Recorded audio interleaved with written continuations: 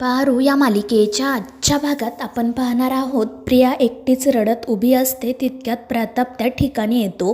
तो प्रियाला समजवण्याचा प्रयत्न करत म्हणत असतो की वेळ प्रसंगी मी आबासाहेबांचा मारसुद्धा खाल्ला, पण मग तू तुझ्या मतावर ठाम का नाही राहिली? त्या लोकांसोबत मुंबईला निघून का नाही गेली?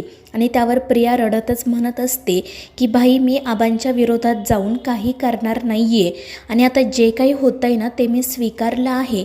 त्यावर प्रताप तिला समजावत म्हणतो, अगं प्रिया, पण जे काय होतं आहे ते चुकीचं आहे हे माहिती आहे ना तुला, मग तरीसुद्धा तू त्याचा स्वीकार कसं काही करू शकते? खरं तर मला ना हे काहीच पटत नाही आहे. इथे तू रडत बसली आहे, तिकडे त्या मुलाचं लग्न होत आहे, आपले आबासाहेब आडून बसलेत आणि मी इथे असा हतबल. खरं तर मला असं वाटतं की तुला घेऊन त्या अहिल्यादेवींच्या घरी जावं. त्यांचं आणि आबासाहेबांचं जे काही भांडण असेल त्याच्याशी आपला काही संबंध नाही आहे. हवं तर तुझ्यासाठी आणि त्या प्रीतमसाठी मी त्यांचे पायसुद्धा धरेल. मात्र प्रिया म्हणत असते की नाही बाई, तू असं काही करायचं नाही आहे. आता मी ह्या सगळ्याचा स्वीकार केला आहे आणि मुळात आबांच्या परवानगीशिवाय मला प्रीतम सरांसोबत लग्न करायचंच नाही आहे. आणि तू असा विचार कर ना की या सगळ्यातून काहीतरी चांगलंसुद्धा घडू शकतं. म्हणजे हेच बघ ना, तू मला समजून घेतलं, मला माझ्या भाईची एक वेगळी बाजू कळली, ती काही कमी आहे का? आणि मग ती रडतच प्रतापला मिठी मारते. तर दुसरीकडे दिशाने मिहिरला भेटण्यासाठी बोलावलेले असते आणि ती पैशांची बॅगसुद्धा घेऊन आलेली असते. ती रागातच मिहिरला म्हणते की हे पैसे घे आणि इथून निघून जा, पुन्हा इथे येऊ नको. तर तो सुद्धा म्हणतो की तुझ्या अंगाला हळद लागली होती म्हणून मग मी इथे आलो, इथे यायची मला सुद्धा हौस नाहीये. आणि मग तो दिशाने दिलेले पैसे बघतो आणि खूपच खुश होतो. तो हसतच तिला म्हणत असतो की हे पैसे म्हणजे समुद्रातून तांब्याभर पाणी काढावं असं आहे आणि आता तर काय तू त्या समुद्राची मालकीनच झाली आहे, मग हवं तसं पाणी मी तुझ्याकडून घेईलच. आणि ते ऐकून दिशा रागातच त्याच्याकडे बघू लागते. ती त्या मिहिरला तेथून हकलून देत असते. त्यामुळे मिहिर चिडून म्हणतो की माझ्याशी असं वागायचं नाही, नाहीतर तुला बर्बाद करायला मला वेळ लागणार नाही, एवढं लक्षात ठेव. आणि मग तो हसतच तेथून निघून जातो. मात्र त्याच वेळी आदित्य त्याच्या समोर येतो. आदित्यला बघून मिहिर खूप घाबरलेला असतो. तर आदित्य सरळ जाऊन त्याची कॉलर पकडत म्हणतो की मला माहीत आहे तू इथे दिशाला भेटण्यासाठी आला होता आणि दिशाने तुला पैसेसुद्धा दिलेत. त्यामुळे मिहिर घाबरून खाली मान घालतो. तर आदित्य म्हणत असतो की हे बघ मिहिर, तुझ्यात आणि त्या दिशात काय सुरू आहे मला सगळं माहिती आहे आणि दिशाने तुझ्या कंपनीला जे कॉन्ट्रॅक्ट दिलं होतं ना ते सुद्धा मीच कॅन्सल केलं आहे. आणि ते ऐकून मिहिर तर अजूनच घाबरतो. तर आदित्य त्याला म्हणत असतो की कशाला तू त्या दिशासारख्या मूर्ख मुलीच्या नादी लागतोयस? तुला सुद्धा माहिती आहे की ती तुझ्यावर सुद्धा उलटणार, ती कधीच कोणाची होऊ शकत नाही, बरोबर ना? आणि त्यावर तो मिहिरसुद्धा हो म्हणतो.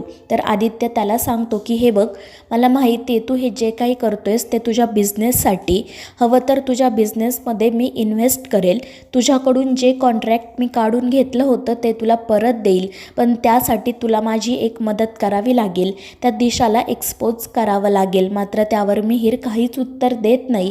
तर आदित्य म्हणत असतो की तसंही त्या दिशाचं मी माझ्या भावासोबत लग्न काही होऊ देणार नाही, त्यामुळे ती तुला काहीच मदत करू शकणार नाही, एवढं लक्षात ठेव. आणि त्यावेळी तो मिहिर घाबरून म्हणतो की अरे आदित्य, ती दिशा ना खूप डेंजर मुलगी आहे, जर तिला कळलं ना की तुझ्यासोबत मिळून मी तिला एक्सपोज करणार आहे तर ती माझासुद्धा गेम करेल, मला सोडणार नाही. तर आदित्य म्हणत असतो की जर असं झालं ना तर मग तुला किर्लोस्करसुद्धा सोडणार नाही, एवढं लक्षात ठेव. त्यामुळे मिहिर घाबरून म्हणतो की मग मी आता काय करू? तर आदित्य म्हणत असतो की ती दिशा तुला काही करणार नाही, याची जबाबदारी माझी. आता फक्त उद्या तू सगळे डॉक्युमेंट्स माझ्याकडे घेऊन ये, आम्हाला मदत करायची की नाही हा तुझा प्रश्न आहे. आणि मिहिरसुद्धा मग आदित्यला मदत करायला तयार होतो. तर आदित्य दिशाने दिलेले पैसे मिहिरकडेच ठेवतो आणि त्याला तेथून जाऊ देतो. त्यानंतर दुसऱ्या दिवशी सकाळी प्रीतम एकटाच रडत त्याच्या खोलीत बसलेला असतो. त्याला प्रियाची आठवण येत असते, म्हणून मग तो प्रियाला कॉल करतो.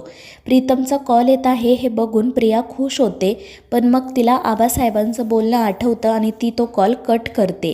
प्रीतम तिला पुन्हा पुन्हा कॉल करत असतो, त्यामुळे प्रिया कॉल रिसीव करते आणि रागातच म्हणते की आपल्यातलं आता सगळं संपलं आहे, पुन्हा मला कॉल करू नका. आणि ती फोन ठेवून देते. त्यामुळे प्रीतम पूर्णपणे खचून जातो. दुसरीकडे अहिल्या लग्नाची तयारी करत असते आणि मग ती सावित्रीला पारूबद्दल विचारते. तितक्यात पारू त्या ठिकाणी येते. अहिल्या तिला म्हणत असते की काय गं पारू, कुठे चाललीस तू? मी तुला घराबाहेर छान फुलांची रांगोळी काढायला सांगितली होती ना, मग ती तू कधी काढणार आहे? अगं तुझ्या मित्राचं लग्न आहे, मग तू सगळं करायला हवं की नाही? आणि त्यावर पारू फक्त हो म्हणते. त्यानंतर मग अहिल्या, श्रीकांत आणि मोहन तेथून निघून जातात. तर सावित्री पारूला विचारत असते की पारू बाळा, तू एवढ्या घाईत कुठे निघाली होती? तर पारू म्हणत असते की आत्या, माझं एक खूप महत्त्वाचं काम आहे, मला जायलाच हवं. पण तितक्यात दामिनी त्या ठिकाणी येते आणि ती पारूला एका वेगळंच काम लावते. त्यानंतर पारू प्रीतमकडे जाते. तर प्रीतम उदासपणे बसलेला असतो. पारू त्याला समजावत म्हणते की प्रीतम सर, तुम्ही प्लीज असे नका ना बसू. आता बघा, मी आबासाहेबांकडे जाणार आहे, त्यांच्याशी परत बोलणार आहे आणि आता त्यांना माझं ऐकावंच लागेल. पण प्रीतम म्हणत असतो की पारू, आता काही उपयोग होणार नाही, सगळं संपलंय, तू हे सगळं नको करू. पण पारू ऐकत नाही. ती म्हणते की प्रीतम सर, तुमचं प्रेम खरं आहे ना, मग ते तुम्हाला नक्की मिळणार.